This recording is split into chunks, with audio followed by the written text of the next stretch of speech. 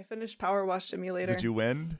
I won. Yeah. I cleared the main storyline. Congratulations. The deep enthralling narrative of Power Wash Simulator, where you find out that Power Wash was your dad the whole time. There is actually a plot, a through line throughout Power Wash Simulator 2. I can't speak for the first one, I never did it, but Power Wash Simulator 2 does have a plot. Okay.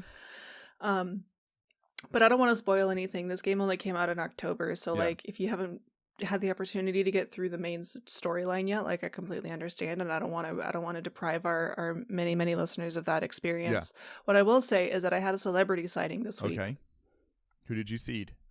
I was leaving a friend's apartment very, very late on Sunday. It was really fucked up of them to plan a party on Sunday because they forget that some people have normal jobs. Yeah. But I'm leaving their apartment.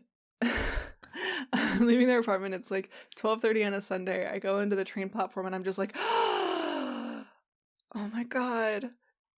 It's two middle-aged German men smoking cigarettes and power washing the platform.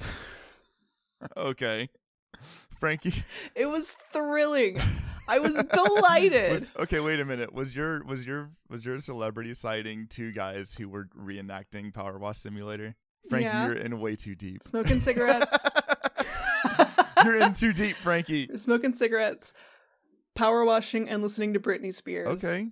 I mean, that's a vibe. It was really cool. That's pretty good. Yeah. I had one of those, like, what am I doing with my life moments? Yeah. I was like, I could be doing this. Did you like want them to sign the bottom of your shoe by sprinting their name on the bottom of your shoe?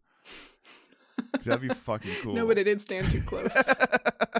Did you take a I was in the splash selfie? zone, brother.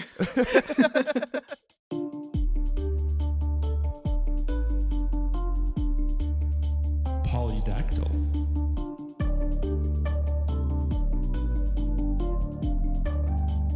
Vociferous.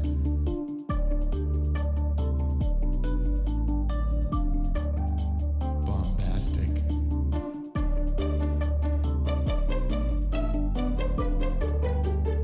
Rectangle. Big words for smart people. Hey, it's Big Words for Smart People, the only podcast that makes dumb guys smarter and smart guys more smarter. I'm Frankie. My pronouns are they, them. Oh, I'm Eric. My pronouns are he, him. And I got distracted because I was... Y'all don't know this, but the whole time I was doing the intro, Eric was just frowning and shaking his head. Yeah. What did I do? I was distracted. What did I do? And then I missed my sign because I was too busy frowning and shaking my head at you, having to like pull up your script to say that not wrong. How did you know? I watched this. Okay, two things. One, it took 19 seconds to do our 10 seconds of silence. And then also, two, okay, Mr. Clock over here. Your face illuminated. I have to go. I'm putting you fully on blast. But unbelievable. Do you want a word? Please, I need a word. I'm wordless. The word of the day is automaticity. Automaticity. Automaticity. Automaticity. This is like a good new wave word. Yeah. We're gonna do a whole German EDM song with us just going automaticity underneath the bass line, just barely audible. Okay, so automaticity, the root of the word is automatic. Automaticity is a noun. Automatic, it's an adjective. A lot of the definitions I was able to pull were for the adjective form. So largely or wholly involuntary, especially like a reflex, acting or done spontaneously or unconsciously, or done or produced as if by a machine. And that unconscious piece is what I want to talk about today. Like all the times where I'm charming and funny and everybody likes me, it just happens automatically. Yeah, man. I don't think about it. The self-delusions are automatic. You don't have to think about it. It just happens. Eric, yes. Eric, you have to be nice. I don't have to be nice to you. I've earned this. Actually, I'm going to be mean to you by making you do something. Do you have something to write with in front of you? No. I have a green pen. Okay, do you have something to write on? Do I have any paper? Find a piece of paper. Listeners at home, while Frankie gets a piece of paper, you do the same. I have a piece of paper and I have a green pen. First, I want you to take your dominant foot and draw figure eights in the air. What the fuck? Just do it. With the pen? No, with your foot. Like in the air. Like air right figure eight. Okay? I don't know which foot is my dominant foot. Which one's your dominant hand? I'm a righty. Then that foot. Okay. While making figure eights in the air, I want you to write your name in cursive. And don't stop making eights. Hold on. Don't stop making eights. Write your name in cursive. What do you notice? What do you notice your foot doing? Well, my foot was doing fine, but this is what happened to my name. Oh no, it's not. It's a largle. I'm frail. I'm Florgle. So what just happened is an example of there not being automaticity. We as human beings have convinced ourselves we're really good at multitasking. We love to do two things at once, when in reality, we're really, really, really bad at multitasking. Hey, we love doing two things at once poorly. Yes, exactly. What really happens is you end up doing one thing and then another thing and then the other thing again and going back and forth. Or one of those things is so automatic, you don't have to think about it anymore. You know what I'm saying? Right. Like, so like the thing that I'm consciously doing is hosting a podcast, but the thing that I'm doing automatically is being charming and funny and everybody loves me. Yes, exactly. So the thing I'm doing consciously is recording a podcast. The thing that I'm doing... That's more like it. Automatically is doubting every decision that led up to this moment and if I picked the right co-host for this podcast, right? Like every time we record. When are you going to pick your other sibling? Yeah. No. I'm going to pick my cat. It's going to be me and Cassie. Here you go. See, the word of the week is fish. Meow. So this idea of automaticity, we usually talk about it when we're talking about like language acquisition, of like how you read words. The example y'all just did, like, it's interesting because if you were a drummer, that might have been a little bit easier for you because you're kind of already used to your foot and hand operating at different. You split your alar, you can do them at different rates. But this idea of automaticity, I want to talk about it in two contexts. One is going to be this context in terms of how we learn how to read, and the other context is how that applies to video games, because I'm really interested in this idea of automaticity and video game playing, right? Yeah, are you cool. with me? Can we hear about that awesome shit? Yeah, this is gonna be one of those not funny learning episodes that we love so much. Don't worry, I'll save us. Please. Because I'm funny and cool and everybody loves me. I'm presenting at a conference on this subject next weekend, or this weekend. Oh. So okay, so this is like homework. This is homework for me. This is me trying to get my ideas in order. So when you read, yeah, and next time I'll present on.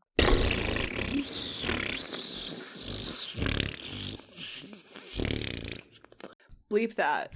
Why would bleep you say it? Don't take it out. Why would you say it? Okay. Because I want you to bleep I'm it. going to bleep it with you making a terrible fart noise instead. Yes. So go ahead and give me a big fart noise, please. Wait, Jesus I can do better. Christ. I don't have the automaticity for making fart noises with my mouth. I usually use something else. Do a fart noise.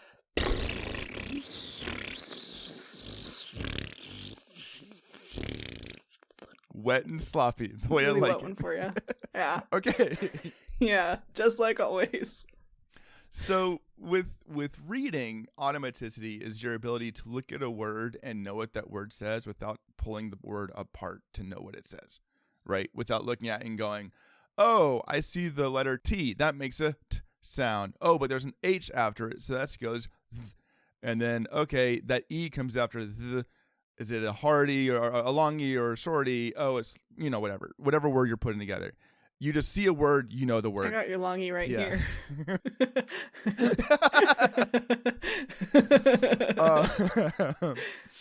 So, and you have automaticity in reading until you come across a word you don't recognize, or a word that doesn't use the same grammatical structures or rules as your root language. So the example I would like to use is like, I'll put up the word theater. You can read theater, right? Or theater, whatever, however normal people say it. Yeah, yes, I can. I can do it. I can read it. Now, I know how. If I put, now this is an audio program, so it doesn't work, but Ayafyala Yokel up in front of you.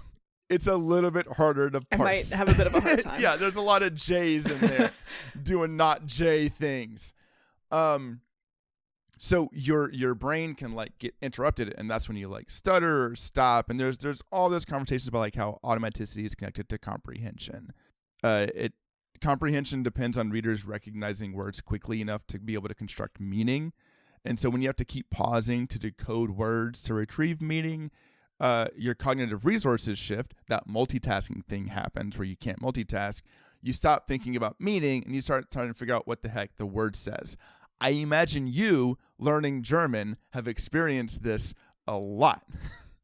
Yes. And you're like, I'm spending so much time figuring out what the words say, I have no idea what the hell I just read. Yes, all the time. Something that I encounter kind of a lot lately is I'll encounter like a string of words or a sentence construction that I am familiar with, and then I'll get like one word where I'm like, I don't know what that means, or I know this like prefix and this root word, but I don't know what they mean together, and then I'll spend like a couple of seconds thinking about that, and then I've forgotten everything that I've read before that point, so I have to go back and read everything all over again, and then I get another 2 words into this sentence, and then that happens again. Learning languages is hard. Especially like if you were like, I know with the work you do, sometimes what you're reading is not like casual conversation. It's like research. And like already being able that's all in English. And even that though, like being able to parse English research is a different thing as well. Like I can read great. Sometimes I start reading a scholarly article and I'm like, what is being said? I'm spending so much time decoding, like what is that reference to, etc. Right? Yeah. I read a lot of papers on research methodology, and methodologists love to use words that are just normal ass words and then to put like a special meaning on them and then just to assume that you know what that means. Yes. There's this whole like schema of understanding that comes into it where you need to already know the lexicon to be able to read with automaticity. It's like when you pick up a new hobby, you know? And like you start doing research into the new hobby and they're all using words you have no idea what those mean, and like you have to like relearn a new vocabulary to be able to access it, and then like relearn your automaticity for being able to access the content. And then you start talking about it to other people and they're like, they have no idea what you're talking about. There's an XKCD about like even people deep in a profession, even when trying to like dumb it down to make it accessible, drastically overestimate what the normal person knows in terms of like being able to access what's being said. Oh yeah, that's a classic. It's a good one. It's very real. Like, even lay people know about Phalaenopsis and Oncidium. Oh, and Dendrobium, of course. Yes, of course. All of those are my favorite types of bread yeast. Of course. They're orchids. Oh, but yeah. It's the same thing. Yeah. I mean, that gets to like something that I say kind of over and over again whenever I speak to people about language acquisition, which is that like there's really no such thing as becoming fully fluent in a language. Correct. I've been speaking English for 30 years and I still don't say that I'm fluent in English because I can't read like legal English like effortlessly, you know? Yes. Well, and I'm glad you brought up the word fluency because like there are many people use different words for it, but we can kind of break fluency down into 3 categories. Accuracy, which is just reading the things correctly. Automaticity, which is that rate of being able to read, like, or with ease with which you read. And then prosody, which is reading with phrasing and intonation and expression and being able to match like the right tenor and language and all of that. And those 3 things come together for fluency. And those 3 things are very hard to do all at once. And it's almost like the deeper you get into it, the more case by case it gets into it. Even when like the language isn't super complicated, I read to my son a lot. And sometimes I'll read a line and be like, wow, I delivered that totally wrong. like now I know afterwards contextually they should have been way angrier or whatever it is. It's another thing that I experienced a lot in my German classes is like you'll learn a new sentence construction and you're just focusing so hard on trying to like say the words correctly that like any kind of attention you could pay to like emphasis or delivery is just like out the window. So you wind up saying stuff like, I would like the cardboard boxes inside my ass. I was thinking about like what would it be like. So I've never had the opportunity in my life of like being sexually interested in somebody who is sexually interested in me, but we barely speak the same language, or I don't speak their native language, and like trying to navigate intimate like bedtime chatter where you're like, I don't have the language or the fluency to be able to say what I want to say. It's already hard enough to say things on the pillow and it like not come off as cheesy and terrible. Trying to land that if you're also not fluent would be, honestly, it would be funny, and then you would laugh, and then like that's kind of foreplay anyways. But also like I can only imagine trying to deliver a line seriously, and you're like, I want that in. Do up and down. Do up and down with on me, please. My nose, armpit, yes. Yum. Toe, eat, not hurts, please. Ouch, more, less, faster. Yes, now. Ooh. There's a lot of nodding involved. It's all about body language, baby. Universal. No. No is the same in every language. No. Yes. No. Oh my god. Okay. So this isn't. Oh boy. You're my brother, so I'm gonna keep this kind of like. On the I'm gonna keep this kind of high level. Yes, please. Yeah. But I studied abroad in college. I studied a couple broads in college too. Still.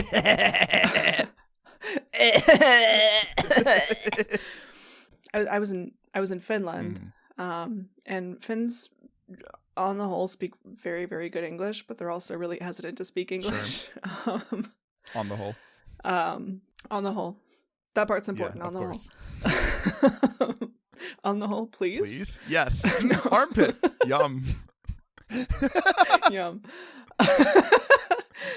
Jelly. But more? there's some like there's some like Americanism, some like cultural context that apparently just like didn't really make it over there when I was there 11 years ago. Yeah. And I met up with this person, and we like, kind of hit it off, but they were like seeing somebody, but it was like an open thing. So I was kind of like, whatever, like they're cute, but I'm not going to lose sleep over it.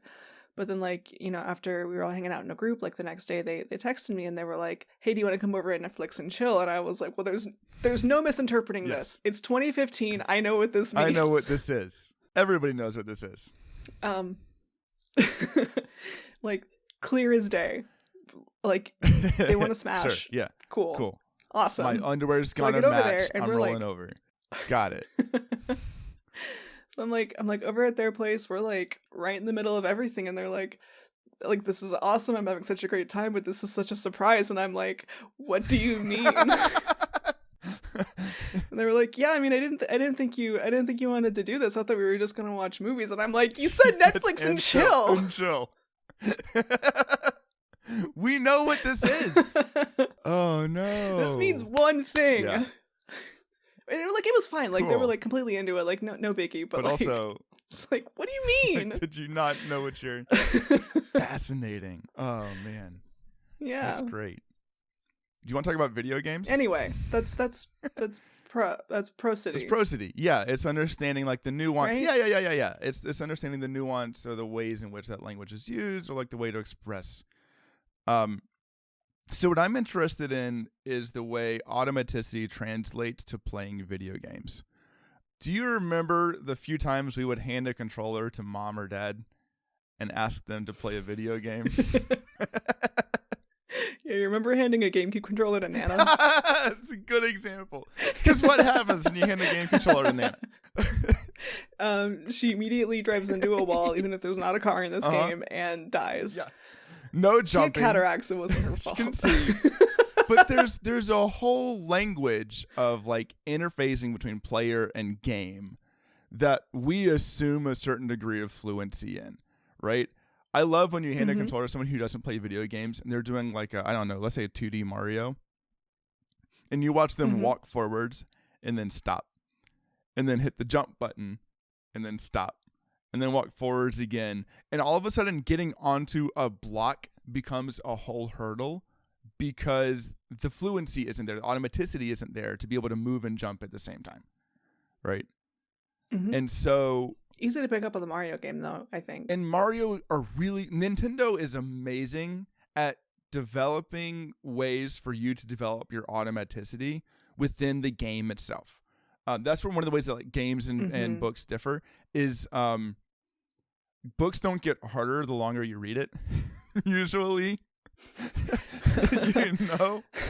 Unless it's like Ulysses. Like they don't it don't get harder. Chapter 5 is not a difficulty leap in terms of reading the book. Dude, I don't know, man. I tried to read The Fountainhead in high school because I wanted to read a really big book, and every chapter was just more of a slog than the one before it. I think that's less about the book getting harder and the book not getting better. Because that one's rough. God, we get it. The tall poppy gets cut. Why do you need 2,000 pages for this? Shut up. So yada yada, John Galt. Also, fuck Ayn Rand, but who's John Galt? Less interesting than this book. So I know that's a different one, but whatever. I don't care. Who gives a shit? I don't care. But like, think about Nintendo games. There's already an assumption of some level of automaticity for like just knowing how a controller works and being able to access the game, but. Breath of the Wild is a really good example because it takes things you already know how to do, but it goes, here's a very small area for you to sandbox, figure this out. Here are some challenges for you to learn how these new skills work, but in a very gradual setting. So as you play more, you develop an automaticity in the way you move around the world, the way you can interact with things, the way you can combine systems in different places. Yeah, it's so good at that. And then once you've proven yourself, you're out into the world and it says, okay, cool. Now you're going to keep building your fluency with the game, but you're going to do it in more varied settings, or you're equipped now. So like video games by necessity need to design like increased difficulties for you to continue building your automaticity. And I know you're a big fan of Breath of the Wild because the amount of hours you have in Breath of the Wild is more than the amount of hours I spent with my 4-year-old son. But this is true. It's so I've many. 100%. I've 100%, except for the Koroks. Yeah. I've 100%ed Breath of the Wild probably 6 times. You've got over 1,000 hours in that game.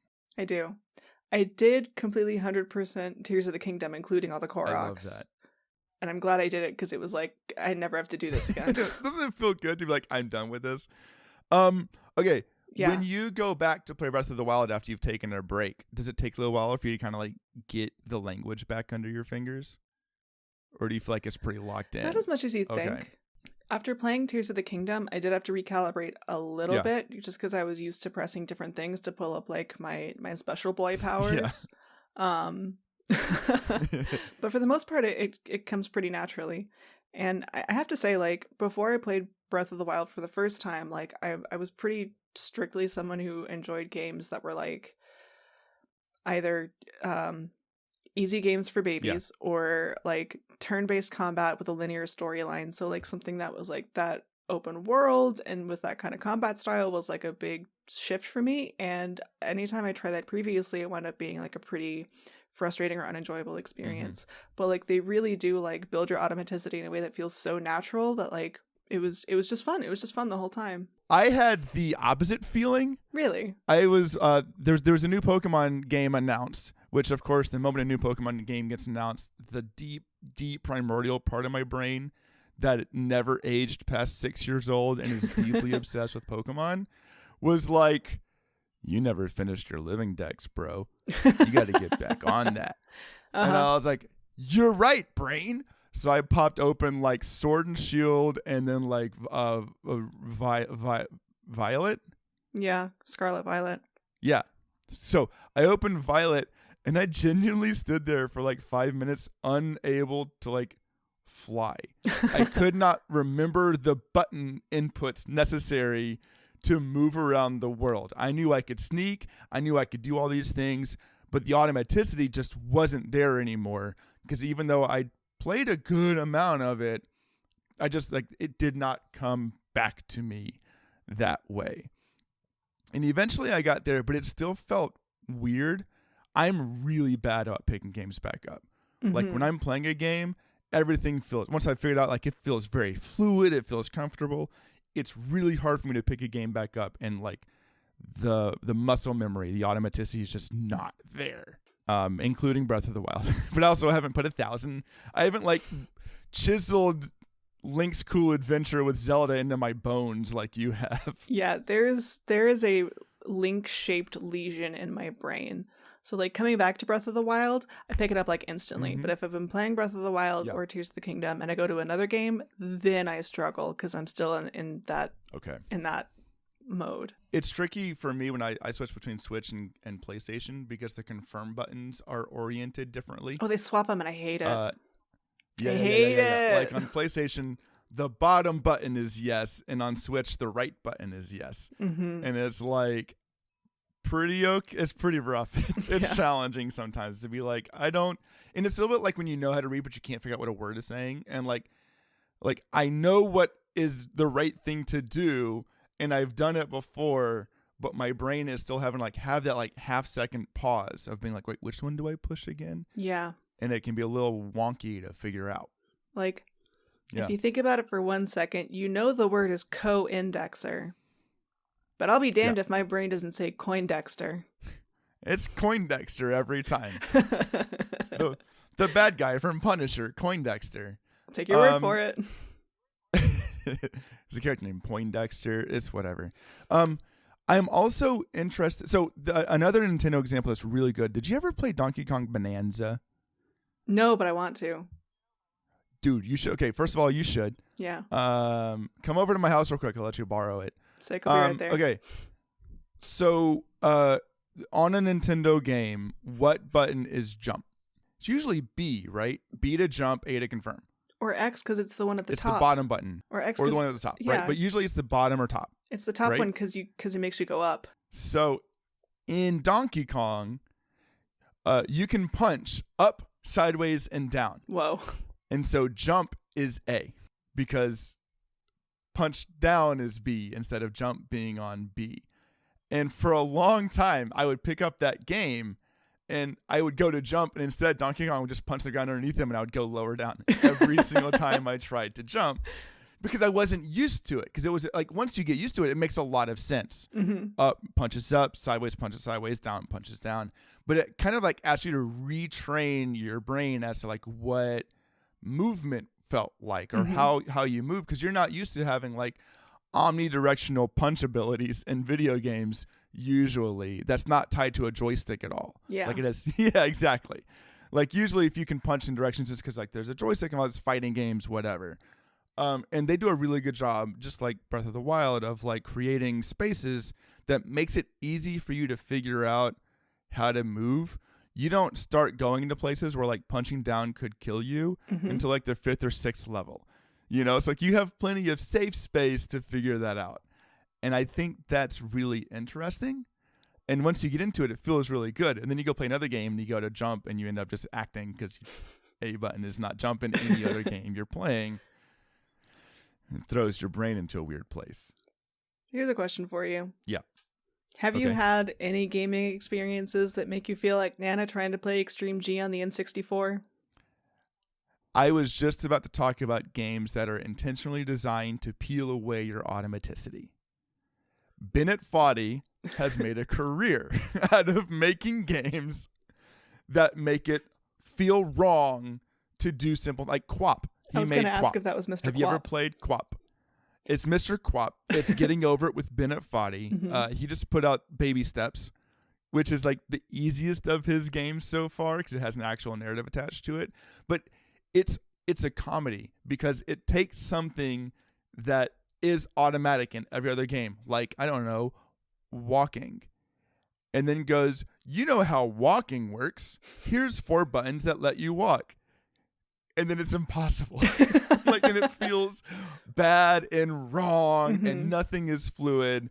And in that game, it feels and I mean this with love, Bennet Foddy is making fun of you, the player, for trying to play his game. It is cruelty by removing automaticity. And the more you've played video games, the more frustrating a Bennet Foddy game is. Because you know how to climb a mountain. You've done it before. You just got to press You X a played bunch. through the era where everything was climbing. Yeah, you look for where the yellow things are on the wall, and you just grab those and go up. And he goes, no. No. You don't, and it's going to suck when you mess this up because you're going to mess it up, right? And so, like, I need to play baby steps. But every other Bennet Foddy game, I've been like 5 minutes in and I go, all right, I get it. Fine. Not for me. I get it. You got me, Bennett. Good job. If you haven't, QWOP's free online. Just like Google QWOP and play QWOP. QWOP with us. Not with me, but QWOP with somebody. I'll QWOP with you. There's another game I want to talk about that is very precious to me. Have you heard of UFO 50? No, I haven't. Okay, so UFO 50 was released on PC in 24, came out on Switch in 25. It's a game primarily by Derek Yu, who made Spelunky. And he worked on a lot of other projects like John Perry. He ended up partnering again with like Paul Hubens, Tariq Plummer, Ojiro Fumoto, who made Downwell, which is this amazing indie hit. And a lot of the music and some of the games were designed by Eric Serkey. And if I mess up names, I apologize. UFO 50's whole premise is that it's a collection of 50 video games from the late 80s, early 90s, made by a fictional game development company that they've been discovered in some weird like storage unit. And so the UFO 50 reclamation team have taken these games and bundled them for you to play. Oh my God, it's an ARG. A really cool. It's just like Blippo plus. UFO 50 already is a fascinating concept because they made 50 full games from scratch. And like the whole goal was to make games that felt like playing in that era. So there's like no tutorials. You might be able to watch the attract mode on the title screen to see if it teaches you some things. They're really, really hard. There's secrets involved. And because there's 50 of them, you really can't even Google things because there's too many things to Google. So it really is just like talking to people and trying it and bouncing off of games. And some of them are like, because there's 50, they're weird sometimes. And the game I want to talk about, this all connects, is called Mooncat because it's arguably the weirdest game in the entire series. So Mooncat already pranks you because when you go to open the game, you can like toggle over to see like just what the controls are. And all it says is up, down, left, right, A, B, X, Y, L, R equal move. And that's the only like instructions you get for moving. The game opens up. You're a weird bean with legs in the sky. And like you get an image beforehand of like this bean in a little bubble with an umbilical cord. It explains, that's the Mooncat. It explains nothing. Oh, you're just born. So you're just born. You're going to figure it out. You've got your controller and you hit the left on the D-pad and Mooncat walks left. And you drop down a platform. And then you hit right on the D-pad and Mooncat moons left. Moons left. Moves left. Moves left. Moves left. Mooncat and so moves you left. discover Mooncat moves left when you hit right on the D-pad. Because what you discover is everything on the left side of the controller moves left. Everything on the right side of the controller moves right. If you're moving in a direction and you hit a button on the opposite side of the controller, Mooncat jumps. If you hit a button while you're in the air, Mooncat bashes its head on the ground and bounces off of enemies if you land on an enemy. And so it makes a 2-button platformer with levels and secrets and all these kinds of really cool things, and it's really weird. And so it intentionally takes away what you expect to feel when you play a video game because buttons don't do what you expect them to do. And even when it's simplified to its basest form, and I did everything you could possibly do in Mooncat, even at the very, very end, you're still thinking like, okay, if I want to jump over here, I have to hold this and then hit this and then hold this and then move over here. And what it does is it peels away your automaticity, but not to make fun of you the way like QWOP does, but to make the game feel as alien to the player as the narrative and the visuals feel in experiencing it. So it feels alien because it's something you've never done before. It does sound like a pretty good representation of trying to get cats to do anything. Yes, of trying to hurt a cat, trying to get a cat to do anything. Yeah. Like, it's this really cool, like,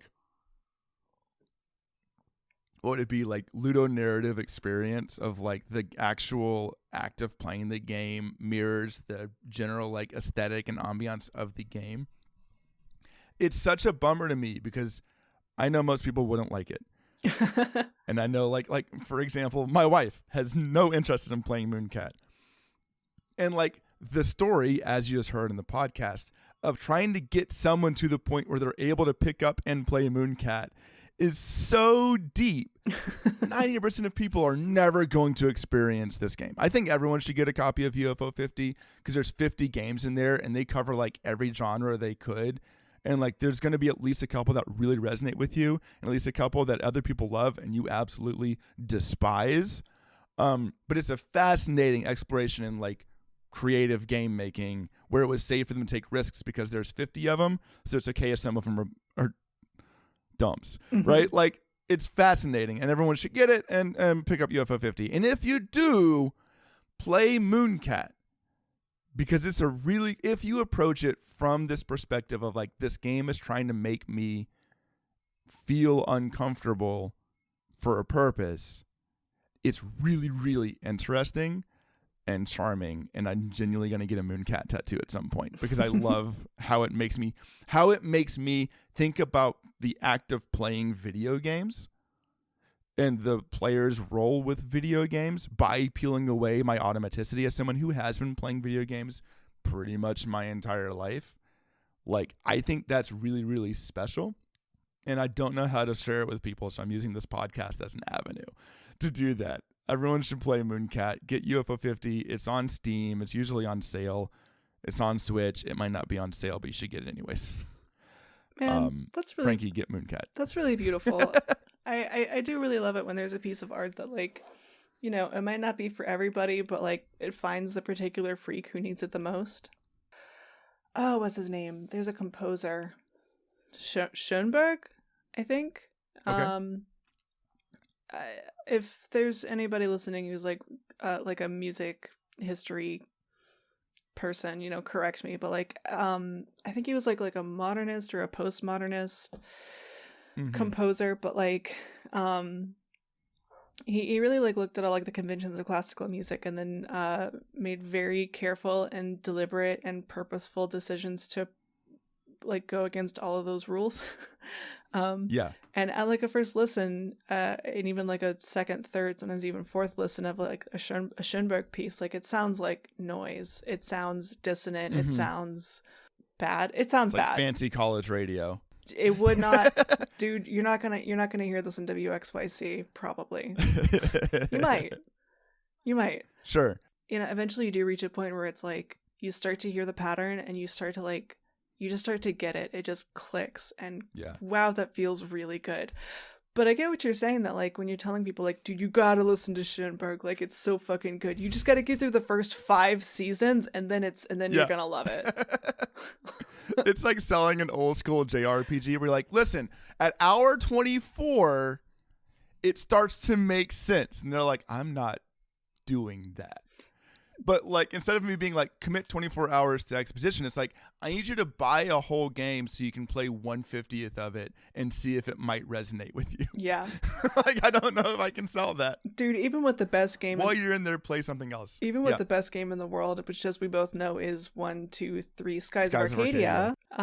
Just the random encounters are just so fucking brutal. And like, that's really not like a gaming convention that you see so much these days. So like, I feel like people who like aren't like really steeped in that don't really like acclimate to it very well. Like you can tell people like, no, it's cool. Like you still have random encounters in the dungeon, but eventually like you get to a point where you don't have them out, like when you're out exploring the world. And it's like, okay, cool. When does that happen? Hour 50?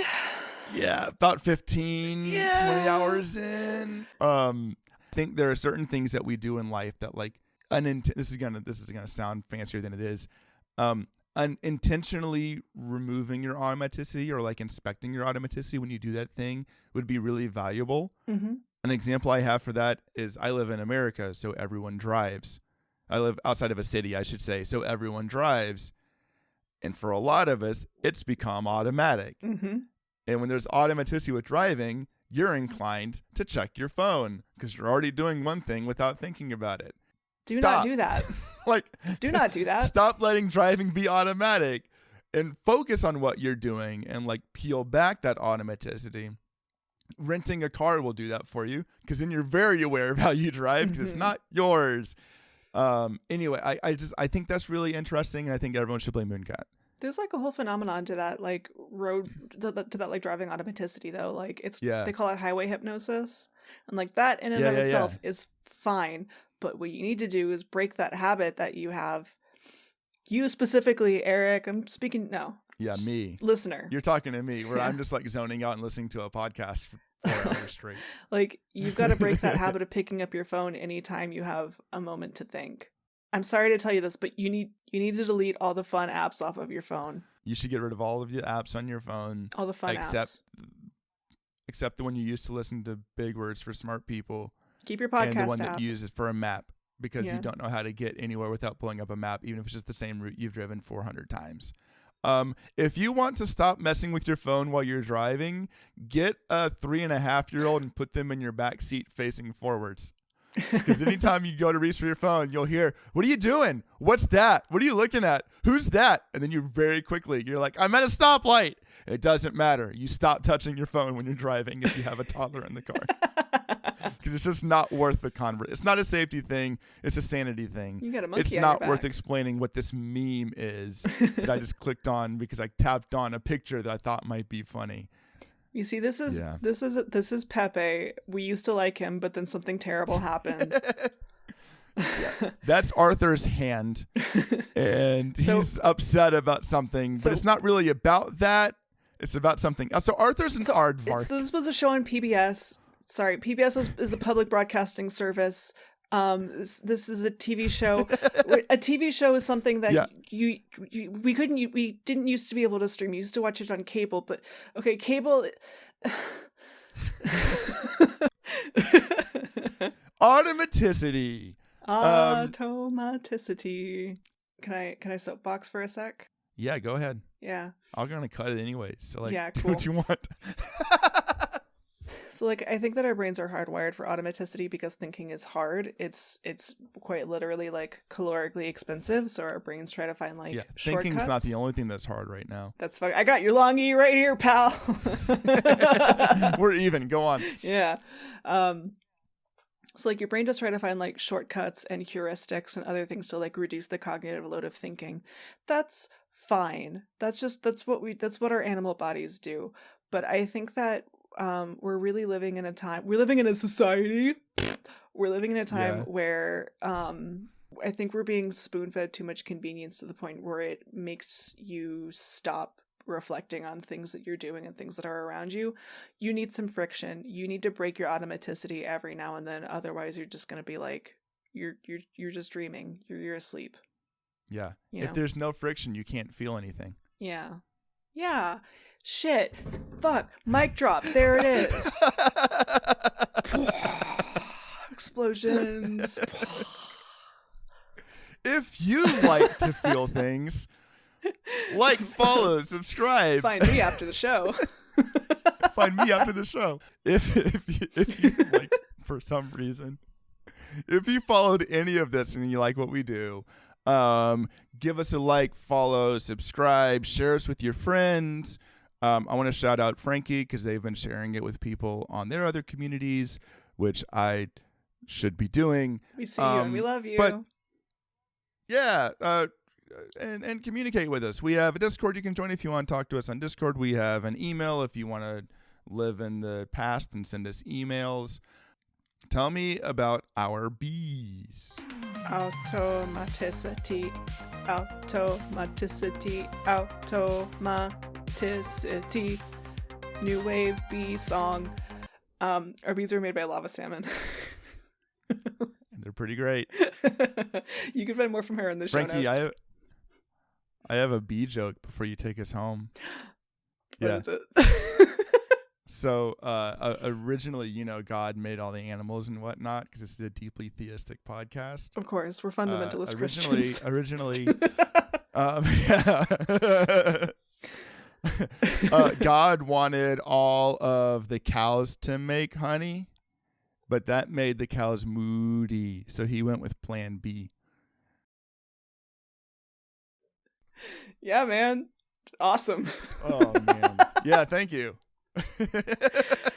Okay. Am I bringing us home? Yep. Please do. We hope you have a very automaticity week. Automaticity. Automaticity. Automaticity. Automaticity. New wave song.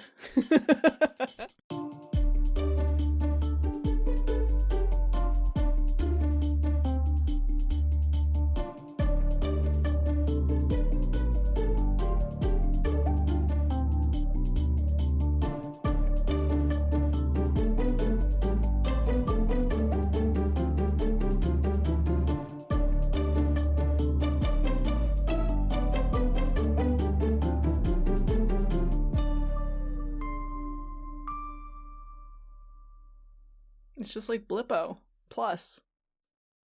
You all know Blippo Plus, right? Yeah. I don't even have to explain it. You just know. Stay blippy.